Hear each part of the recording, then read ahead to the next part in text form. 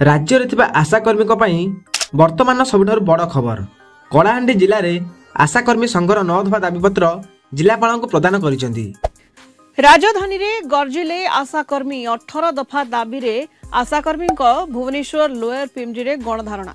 Double engine सरकार तुरंत दाबी पूरण नकले आशाकर्मी माने अनिर्दिष्ट काल पई कार्य बंद आंदोलन करिवे बोली चेतावनी दैछन्ती। एवं एही दाबीपत्र रे उल्लेख अछि जे मासिक दरमा 18,000 टका वृद्धि करा जाऊ, ता सहित सेमानको स्थायी नियुक्ति मत दिया जाऊ।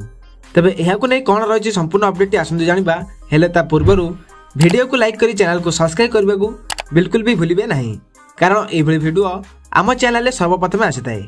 देखंतु कलाहांडी जिला कारालामुंडा ब्लॉक आशाकर्मी संघ पक्षरु सोमवार जिला मुख्य चिकित्सा अधिकारी उद्देश्य रे गोष्ठी चिकित्सा अधिकारी डाक्टर आशीष कुमार धरुआ को 9 दफा दाबीपत्र प्रदान करा जायछि। प्रमुख दाबी मध्य आशाकर्मी को स्थायी कर्मचारी मान्यता, मासिक भत्ता 18,000 टका प्रदान, अवसरकालीन सहायता राशि 5 लाख टका को वृद्धि, दुर्घटना जनित मृत्यु सहायता राशि 5 लाख टका, अभिज्ञता को विचार करी आईसीडीएस कर्मी भाव नियुक्ति सुजोग, प्रधानमंत्री ग्रामीण आवास योजना रे शामिल करबा, एही विभिन्न दफा दाबी नहीं आज कलाहांडी जिला ब्लॉक ऑफिस घेराव करथिले कलाहांडी जिलार हजार हजार आशाकर्मी। दाबीपत्र प्रदान समय ब्लॉक आशाकर्मी संघ सभानेत्री बबिता साहू और अन्य कर्मकर्ता उपस्थित थिले।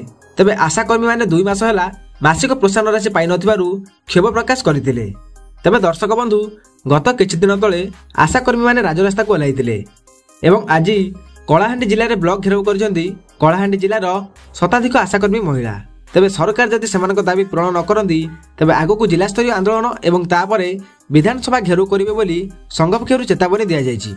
तबे एहाकु नै आगो जहाँ सब अपडेट आसीबो आपण माने आम चैनल माध्यम रे सर्वप्रथम पाई परिबे। तेणु वीडियो को लाइक करी चैनल को सब्सक्राइब करबा को बिल्कुल भी भूलिबे नाही, कारण एभली वीडियो आम चैनल आपन को सर्वप्रथम आसीथाय।